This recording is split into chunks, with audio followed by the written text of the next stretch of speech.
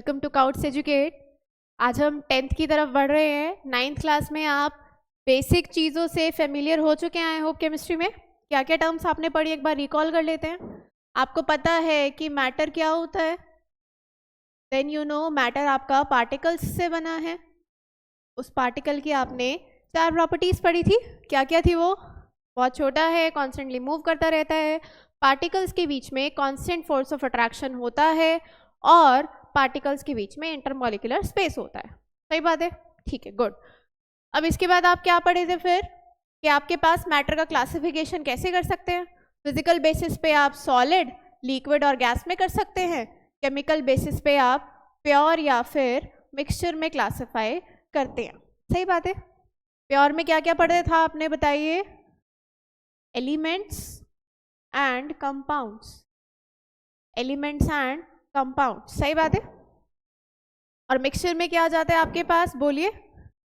Homogeneous and heterogeneous mixture. सही बात है। होमोजीनियस को आप फर्दर किस में क्लासिफाई कर सकते हैं? जल्दी जल्दी बताइए, किस में कर सकते हैं?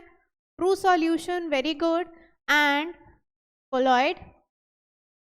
हेटेरोजीनियस को किस में कर सकते हैं? कोलॉइड एंड बोलिए सस्पेंशन। इसमें सस्पेंशन। क्लियर है आप लोगों को? ओके। तो ये चीज़ें हमने पढ़ी थी चैप्टर 1 और 2 में। 4th चैप्टर में, 3rd और 4th चैप्टर में आप थोड़ा और क्लोजली केमिस्ट्री को विजिट कर रहे थे, जिसमें आपने पढ़ा था एटम क्या होता है, मॉलिक्यूल क्या होता है,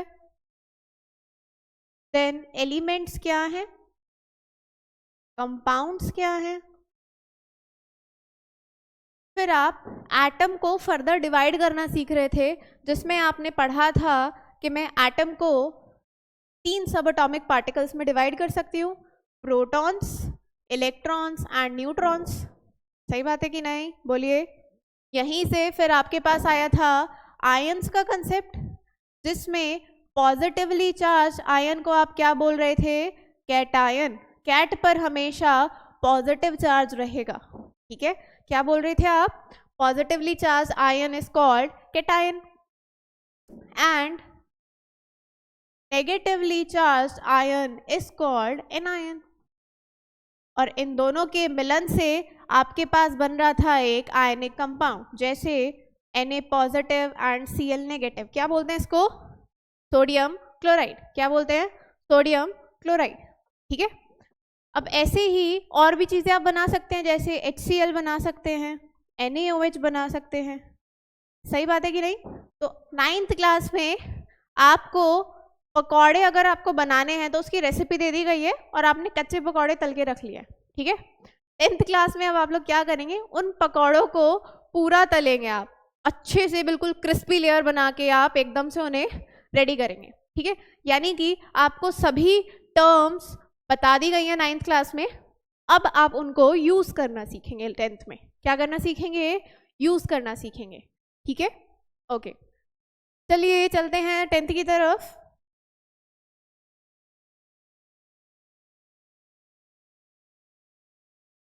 टेंथ में अगर हम बात करें तो आपका फर्स्ट चैप्टर है केमिकल रिएक्शंस एंड इक्वेशन। अक्सर जब भी मैंने बच्चों से पूछा है कि केमिस्ट्री है क्या, सबसे पहले तो मैम केमिकल रिएक्शन हो रही होती है, कोई केमिकल इक्वेशन हो रही होगी। सही बात है। तो ठीक है, अभी उसी डेफिनेशन को हम मान के चल रहे हैं। ठीक है। बाकी जब 11th क्लास में आप मुझसे जुड़ेंगे तो मैं पूरी बारीकी से समझाऊंगी केमिस्ट्री एक्चुअली में है क्या। ठीक है। अभी हम इसी चैप्टर के बेसिस पे समझ रहे हैं कि केमिकल रिएक्शन और इक्वेशंस के बारे में हम बात करने वाले हैं पहले चैप्टर में। क्या है बेसिकली, अगर आपके पास कोई भी एक ऐसी चीज़ हो रही है जहाँ कोई नई चीज़ बन रही है, ठीक है, आपने 2 चीज़ों को मिक्स किया और कुछ थर्ड नया प्रोडक्ट ही दे दिया आपने। जैसे मान लीजिए आपने क्या, एक वोल्केनो रिएक्शन आपने सुना होगा, वोल्केनो का एक्सपेरिमेंट भी करा होगा आपने छोटी क्लासेस में। क्या करते हैं उसमें? हम विनेगर लेते हैं, विनेगर, और साथ में आप क्या लेते हैं? Baking soda. क्या लेते हैं? Baking soda. और उससे बहुत ऐसे एकदम से जैसे आप उसको मिक्स करते हैं बहुत सारे ऐसे झाग बबल्स बनते हैं, जिसको आप बोलते हैं एफरवेसेंस। क्या टर्म है उसके लिए यूज करते हैं जो हम एफरवेसेंस? वो किसका हो रहा होता है? वो बबल्स किस चीज के बन रखे होते हैं? कार्बन डाइऑक्साइड के। किसके बने हुए होते हैं? कार्बन डाइऑक्साइड के। ठीक है, तो अब मेरे पास ये जनरल इन्फॉर्मेशन है, मुझे पता है कि इन दोनों चीज़ों को मिक्स करके मेरे पास कार्बन डाइऑक्साइड बन रही है और साथ में कुछ और भी प्रोडक्ट बनता है मेरे पास। ठीक है, अदर प्रोडक्ट भी कुछ मेरे पास बनते हैं, अभी उसके बारे में हम नाम नहीं जान रहे। ठीक है, तो यहाँ पे अब इस फर्स्ट चैप्टर में आप क्या सीखेंगे कि अगर मैं बोल दूँ कि मैंने एक विनेगर की बॉटल से सैंपल लेके बेकिंग सोडा लेके थोड़ा सा उनको मिक्स किया और मेरे पास एफरवेसेंस आई CO2 की, तो पहले तो आपको ऐसे लिखना आना चाहिए उसे। ठीक है, कैसे और बेटर तरीके से लिख सकते हैं हम इसको? देखिए, सबसे पहले हम क्या लिख रहे हैं? Vinegar plus baking soda gives what? Carbon dioxide. And साथ में अब चलिए लिख रहे हैं तो बता ही देते हैं, साथ में बनता है आपके पास sodium carbonate. Okay wait, sodium acetate. ठीक है, आपके पास ये दो कंपाउंड्स बनते हैं प्रोडक्ट्स में। क्लियर हो गया आप लोगों को? तो यहाँ पे इसमें पहली चीज आपको क्या जाननी है कि आपने केमिकल रिएक्शन को रिप्रेजेंट कर दिया बहुत सिंपल लेमैन्स तरीके से। अब यहाँ पे जो आपने लेफ्ट साइड में चीजें ली हैं, ठीक है, जिन चीजों को आप आपस में रिएक्ट करवा के कुछ प्रोडक्ट बना रहे हैं, ठीक है, तो उनको आप क्या बोलते हैं? उनको आप बोलते हैं रिएक्टेंट। जो आपस में रिएक्ट करें उनको क्या बोलते हैं? रिएक्टेंट। क्या? जो आपस में रिएक्ट करें उनको क्या बोलते हैं? रिएक्टेंट। क्लियर? अब यहां पे आइए, जो मिल के बना रिएक्टेंट के रिएक्ट करने पे जो आपको मिला उसे आप क्या बोलेंगे? प्रोडक्ट। क्या बोलेंगे? प्रोडक्ट। ठीक है, तो किसी भी केमिकल रिएक्शन को लिखने के सबसे पहले आपके पास दो बेसिक पार्ट्स होते हैं, एलिमेंट्स, कंपोनेंट्स होते हैं, जिसमें लेफ्ट साइड पे आप लिखते हैं रिएक्टेंट और राइट साइड में आप लिखते हैं प्रोडक्ट। ठीक है, अब यहां से बढ़ते हैं आप फॉर्मूला मेकिंग की तरफ। उसके लिए मैं आपको थोड़ी सी चीटिंग करा के हेल्प करके बता देती हूँ आपको कि विनेगर में जो आपके पास प्रेजेंट होता है कंपाउंड, वो होता है एसिटिक एसिड। पढ़ा भी होगा आप लोगों ने, क्या होता है? Acetic acid. बेकिंग सोडा आपका होता है सोडियम कार्बोनेट। क्या होता है? Sodium bicarbonate.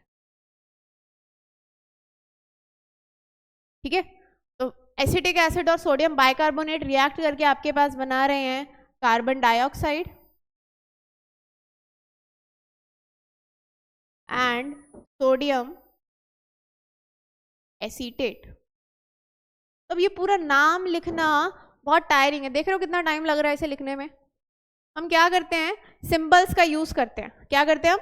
सिंबल्स का यूज करते हैं। व्हाट्सएप भी जब आप यूज कर रहे होते हो तो आपको पूछना होता है, क्या पूछना होता है आप लोगों को? क्या कर रहे हो? तो हमारे टाइम पे क्या लिख देते थे कई लोग? क्या कर रहे हो, ऐसे शॉर्टकट में लिख देते थे, टाइम बच गया। या फिर ओके को कई बार के भी लिखते थे पहले, मतलब अब पता नहीं तुम लोग क्या करते हो, तो इस तरह से शॉर्टकट पा लेते थे कि पता नहीं बहुत सारा टाइम बच गया, या फिर मेंटली आप बहुत थोड़ा ऐसे फील कर रहे हो कि बहुत ज़्यादा नहीं लिखना पड़ रहा है मुझे। ठीक है, तो चीज़ों को कंसाइज वे में लिखने के लिए हम सिंबल्स का यूज़ करते हैं, जैसे इमोजीज का आप यूज़ करते हैं। सही बात है, कुछ काम है, ओके बोलना है तो सीधा आप थम्स अप दिखा देते हैं। सही बात है कि नहीं? उसी तरह से अब आप फॉर्मूलाज बनाते हैं। ठीक है, एसिटिक एसिड का फॉर्मूला है आपके पास CH3COOH। क्या होता है एसिटिक एसिड? CH3COOH। ठीक है, अभी ये आप फोर्थ चैप्टर के एंड तक फॉर्मूलाज भी सब पता चल जाएंगे आपको। फिलहाल अभी के लिए मान लो कि इसका कंपाउंड का फॉर्मूला ये है। ठीक है, सोडियम कार्बोनेट होता है, सोडियम बाइकार्बोनेट हो जाएगा आपके पास NaHCO3। NaHCO3। साथ में कार्बन डाइऑक्साइड का फॉर्मूला क्या होता है? CO2 plus sodium acetate will be और CH3COONA, CH3COONA। साथ में इसमें आपके पास बनता है वाटर, साथ में क्या बनता है आपके पास इसमें वाटर। क्लियर हो गया? तो हमने क्या किया, एक सिंपल सी बात को हमने सिंबल्स की मदद से लिख दिया है। ठीक है, एक छोटा और सिंपल सा एग्जांपल लेके चलते हैं हम। अगर मैंने क्या किया, मैग्नीशियम रिबन को मैंने बर्न किया ऑक्सीजन में। ऑक्सीजन में मैंने इसको बर्न किया, और ऑक्सीजन कहाँ से आया, एयर से, हवा में मैंने उसमें आग लगा दी, एक रिबन स्ट्रिप जैसा होता है। ठीक है, क्या बना आपके पास, एक तो बहुत सारी आपके पास लाइट बनी, जैसे फुलझड़ी में आपके पास ऐसे लाइट आती है वो बनी। दूसरा आपके पास एक कंपाउंड बनता है जिसे बोलते हैं मैग्नीशियम ऑक्साइड। क्या बोलते हैं उसको, मैग्नीशियम ऑक्साइड। क्लियर? तो इसको अब मैं फॉर्मूला के उसमें फॉर्म में लिखते हैं। ठीक है, तो मैग्नीशियम रिबन एक मैग्नीशियम मेटल है सिंपली आपका, तो उसे मैग्नीशियम लिख रहे हैं। ऑक्सीजन आपके पास O2 की फॉर्म में एग्जिस्ट करता है। मैग्नीशियम ऑक्साइड, क्या याद कीजिए फॉर्मूला मेकिंग, मैग्नीशियम पे चार्ज क्या होता है, +2, ऑक्सीजन पे -2, क्रॉस मल्टीप्लाई, क्या बन गया, Mg2O2, जिसको आप लिखते हैं MgO। This is your magnesium oxide. यहाँ पे क्या लिख देंगे आप, मैग्नीशियम ऑक्साइड, साथ में लाइट, साथ में लाइट। ठीक है, तो अब यहाँ पे आपने एक केमिकल रिएक्शन लिख दी है, पर क्या ये एक कंप्लीट रिप्रेजेंटेशन है? ठीक है, तो हमें ये चीज़ सीखनी है। उससे पहले हम देख लेते हैं कि हमें कैसे कैसे पता चल सकता है कि कोई केमिकल रिएक्शन हो रही है। ठीक है, तो मैम अब आपको तो पता है कि भाई क्या क्या रिएक्शन हो रही है, हम नादान बालक, हमें कैसे पता चलेगा कि कोई रिएक्शन हो रही है? तो घबराइए मत, हम बताते हैं आपको 5 इंडिकेटर्स जिनके थ्रू आपको पता चल जाएगा कि कोई रिएक्शन हो रही है या नहीं। हम बोलते हैं इनको characteristics of chemical reaction.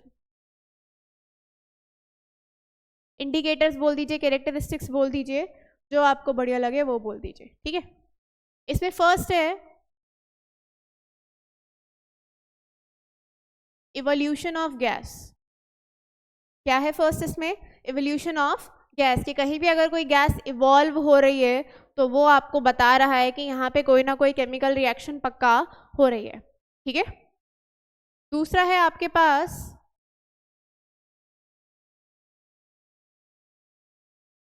Formation of PPT या प्रेसिपिटेट, फॉर्मेशन ऑफ प्रेसिपिटेट, ये क्या होता है अभी हम बताएंगे आपको। तीसरा है आपके पास यहाँ पर चेंज इन कलर। ये तो आप लोगों ने देखा है, केमिस्ट्री की खास बात है कि बहुत सारे रिएक्शंस में कलर चेंज हो जाता है। ठीक है, फिर फोर्थ आपके पास आ जाएगा यहाँ पर चेंज इन टेम्परेचर। क्या आ गया fourth, change in temperature. And fifth will be your change in physical state,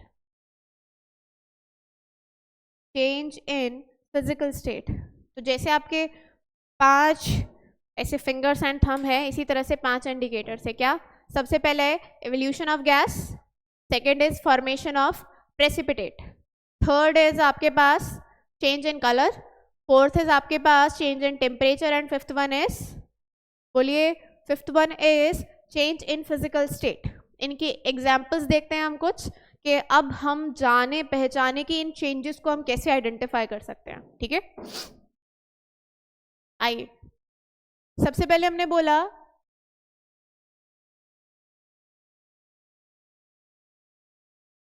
evolution of gas.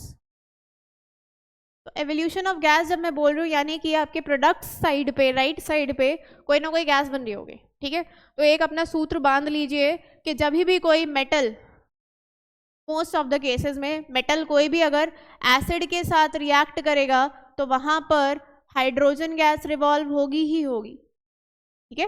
Metal usually जब एसिड के साथ रिएक्ट करते हैं तो वहाँ पर आपके पास हाइड्रोजन गैस इवॉल्व होती है। एसिड आप कोई भी नॉर्मल ले लीजिए, मान लीजिए आपने लिया है जिंक मेटल, क्या लिया है, जिंक, जिंक का सिंबल Zn। एसिड कोई ले लेते हैं हम, मान लीजिए H2SO4। क्या कोई मुझे बता सकता है कि H2SO4 का नाम क्या है, बोलिए क्या होता है H2SO4 का नाम, सल्फ्यूरिक एसिड, ठीक है। अब यहाँ पे देखिए जब ये रिएक्ट करते हैं तो आपके पास सॉल्ट बनता है और साथ में हाइड्रोजन गैस इवॉल्व होती है। इवॉल्व होने को आप इस तरह से अपवर्ड एरो की फॉर्म में लिख सकते हैं, ठीक है।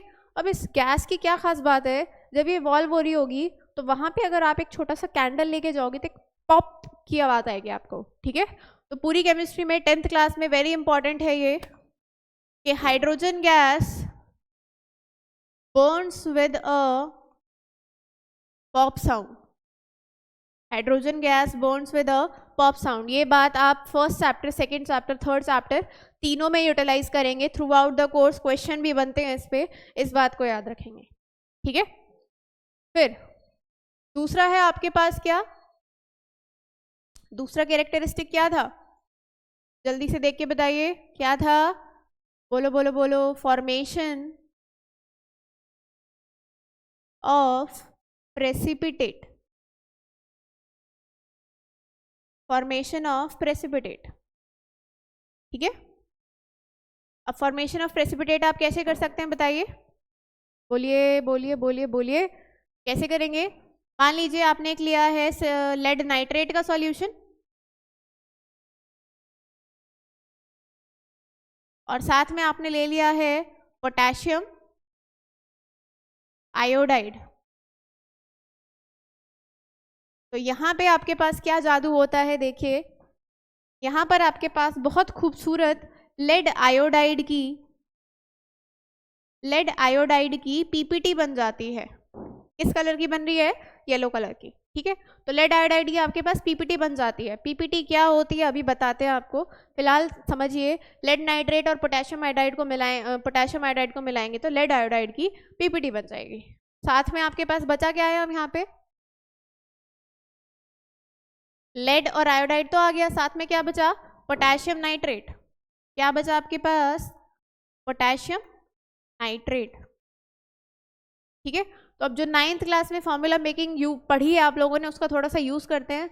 लेड होता है Pb, चार्ज होता है +2, नाइट्रेट नेगेटिव -1 होता है, ठीक है। क्रॉस मल्टीप्लाई करेंगे, फॉर्मूला क्या आ गया, PbNO3 होल ट्वाइस, ठीक है, PbNO3 whole twice. Lead iodide, potassium iodide, potassium पे +1, आयोडाइड पे -1, क्रॉस मल्टीप्लाई, फॉर्मूला आ गया Ki, क्या आ गया फॉर्मूला Ki। बढ़ते हैं, लेड आयोडाइड, अभी हमने देखा Pb पर क्या चार्ज है +2, आयोडाइड पर -1, cross multiply PbI2 plus potassium nitrate +1 -1, cross multiply KNO3, अरे बाबा, चलिए ठीक है। तो इस तरह से आप एक केमिकल इक्वेशन लिख सकते हैं। बीच वाला पोर्शन थोड़ा सा अब हमारे काम का नहीं बचा है, हम समझदार बच्चे हैं, हमें रिएक्शंस बनानी आ गई हैं। चलिए ठीक है, क्लियर हो गया आप लोगों को। अब यहाँ पे हम पीपीटी दिखाने के लिए क्या कर सकते हैं, डाउनवर्ड एरो, याद रखिएगा। अपवर्ड एरो यानी गैस निकल रही है, डाउनवर्ड एरो यानी कि पीपीटी सेटल डाउन हो रही है, ठीक है। अब पीपीटी का आइडिया अगर आपको लेना है तो समझिए, मैंने 2 क्लियर सॉल्यूशन, पानी जैसे दिखने वाले सॉल्यूशन को मिक्स किया और जैसे ही मिक्स किया मुझे एक येलो कलर का सॉलिड जैसा कुछ नजर आने लगा, ठीक है। पानी में येलो जैसा कुछ सॉलिड नजर आने लगा है, वो इनसॉल्युबल बोलते हैं। जो पानी में सॉल्युबल ना हो चीज उसे क्या बोलते हैं, वाटर इनसॉल्युबल। तो पीपीटी क्या है आपके पास, वाटर इनसॉल्युबल एक कोई सब्सटेंस है, ठीक है। अगर वाटर आपके पास लिक्विड है उसमें प्रेजेंट, क्लियर। तो ये पानी में सॉल्युबल नहीं होता, इसलिए सॉल्यूशन के बाहर आके सॉलिड की तरह सेटल डाउन कर जाता है आपके टेस्ट ट्यूब में, जिसे आप पीपीटी बोलते हैं, ठीक है। क्लियर हो गया। तो मैम क्या हम हर सॉलिड को पीपीटी बोलेंगे, नहीं, पीपीटी आपके पास दो लिक्विड्स को मिला के जब रिएक्शन हुई है तो it comes out of the solution. जो सॉल्यूशन पहले क्लियर था, सॉल्युबल फॉर्म में प्रेजेंट थे, उन कंपाउंड्स के बीच में रिएक्शन होके कुछ ऐसा बना जो पानी में सॉल्युबल नहीं है और वो सॉल्यूशन से बाहर आ गया है। सॉलिड तो पहले से ही पानी में मिला हुआ नहीं है कोई भी, ठीक है। अगर सॉलिड पहले से ही इनसॉल्युबल रखा हुआ है बाहर तो उसे आप पीपीटी नहीं बोलेंगे। पीपीटी क्या है? जो पहले डिजोल्व फॉर्म में आपके सॉल्यूशंस है उसमें से कुछ आपके सेपरेट आउट होके सेटल डाउन हो रहा है आपके सॉल्यूशन, ठीक है। फिर नेक्स्ट है आपके पास थर्ड, क्या पढ़ा था हमने?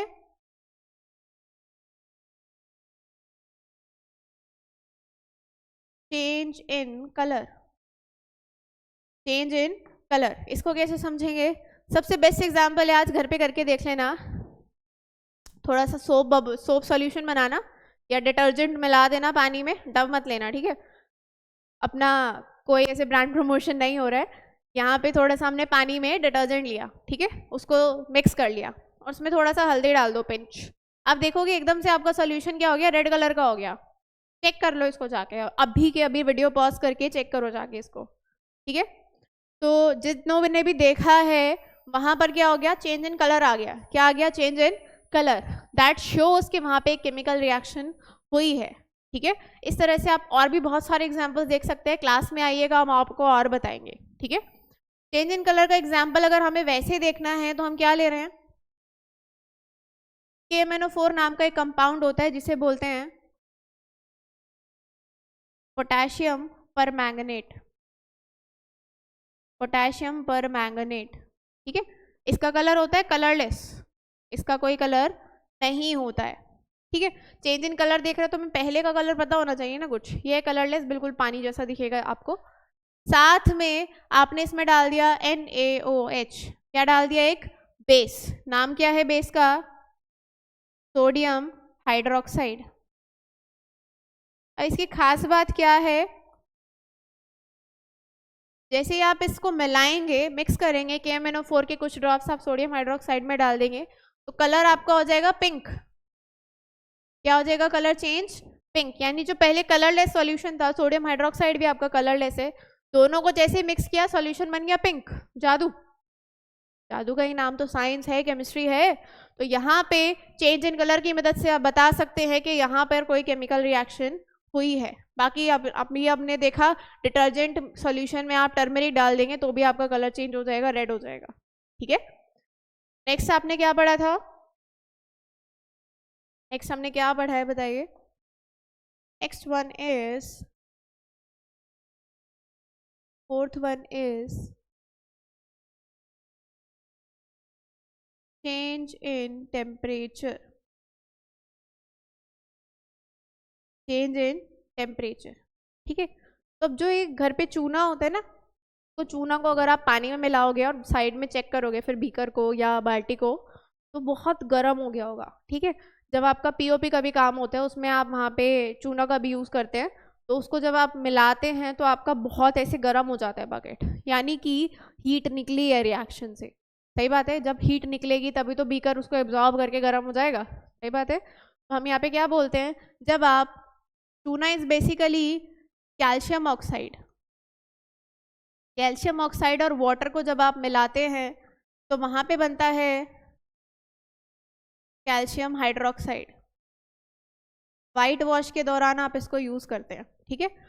तो कैल्शियम ऑक्साइड का फॉर्मूला क्या होगा? देखिए, Ca पे +2 चार्ज होता है, ऑक्सीजन पे -2, फॉर्मूला बन गया CaO। वाटर का तो हमें पता ही है, नींद में भी बता देंगे हम, H2O। कैल्शियम हाइड्रोक्साइड, कैल्शियम पे +2, OH पे -1, क्रॉस मल्टीप्लाई करके आ गया CaOH होल ट्वाइस, ठीक है। तो आपके पास क्या आ गया यहाँ पे? CaO plus water gives calcium hydroxide. साथ में क्योंकि हीट इवॉल्व हो रही है तो आप प्रोडक्ट्स में ही लिख देंगे हीट। हमें हीट भी मिल रही है तभी मेरा बीकर, बाल्टी गर्म हो गई है, ठीक है। तो यहाँ पे चेंज इन टेम्परेचर हुआ है, जो पहले नॉर्मल टेम्परेचर पे थी बकेट, अब वो गर्म हो गई है, यानी रिएक्शन में से हीट आपकी बाहर निकली है, ठीक है। इससे भी आप बता सकते हैं कि कोई केमिकल रिएक्शन हो रही है।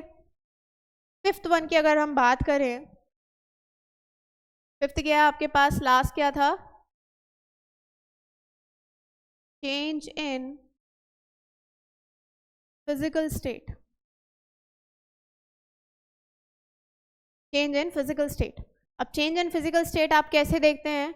मैंने मान लीजिए एक कैंडल है मेरे घर में मैंने कैंडल को बर्न कर दिया, ठीक है, तो अभी सॉलिड है सब, सही बात है कि नहीं?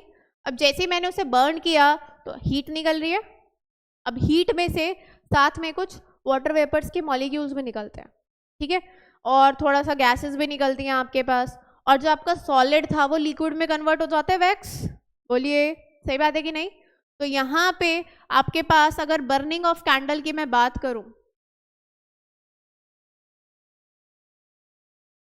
बर्निंग ऑफ कैंडल आपका क्या है? चेंज इन फिजिकल स्टेट की मदद से आपको बताते हैं कि कोई केमिकल रिएक्शन यहाँ पर हो रही है। कैसे लिख सकते हैं हम इसको? मान लीजिए आपके पास है कैंडल, किस स्टेट में है वो? सॉलिड। जब आप उसे बर्न करते हैं एयर की प्रेजेंस में, एयर चाहिए ना बर्न करने के लिए, सही बात है कि नहीं? तो जब आप बर्न करते हैं तो वहाँ पे आपको गैसेस मिलती हैं, जिसमें से एक कार्बन डाइऑक्साइड भी होती है, साथ में आपके पास मेल्टेड वैक्स भी होती है। मेल्टेड वैक्स किस स्टेट में पहुंच गई है? लिक्विड।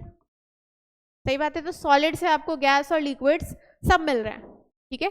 तो इसी की मदद से अब आपको पता है सॉलिड लिक्विड गैस अलग अलग होते हैं, अलग अलग क्लासिफिकेशन है मैटर का फिजिकल बेसिस पे, ठीक है। तो यहाँ पे अब ये जब बदले हैं, यानी कुछ ना कुछ केमिकल रिएक्शन हुई है जिससे वैक्स आपका, कैंडल का वैक्स आपका किसी और कंपाउंड्स में कन्वर्ट हो गया है, ठीक है। यहाँ सॉलिड से मेल्टेड वैक्स आया है, ठीक है, लेकिन ये जो गैसेस बन रही है कुछ और है, CO2 गैस बन रही है, तो नया कंपाउंड बन गया है, केमिकल रिएक्शन हो रही है। पता कैसे लगाया? गैस के बनने से, दूसरा वैक्स आपकी मेल्ट हो गई है, चेंज इन स्टेट आ गया है, ठीक है। क्लियर? आई होप आप लोगों को ये क्लियर हो गए होंगे क्वेश्चंस। नेक्स्ट क्लास में हम पढ़ेंगे केमिकल रिएक्शन को प्रॉपर तरीके से पूरा पता कैसे लिखते हैं किसी केमिकल रिएक्शन का, और बैलेंस कैसे करते हैं रिएक्शन, ठीक है। I hope you enjoyed the lecture. See you next time. All the best.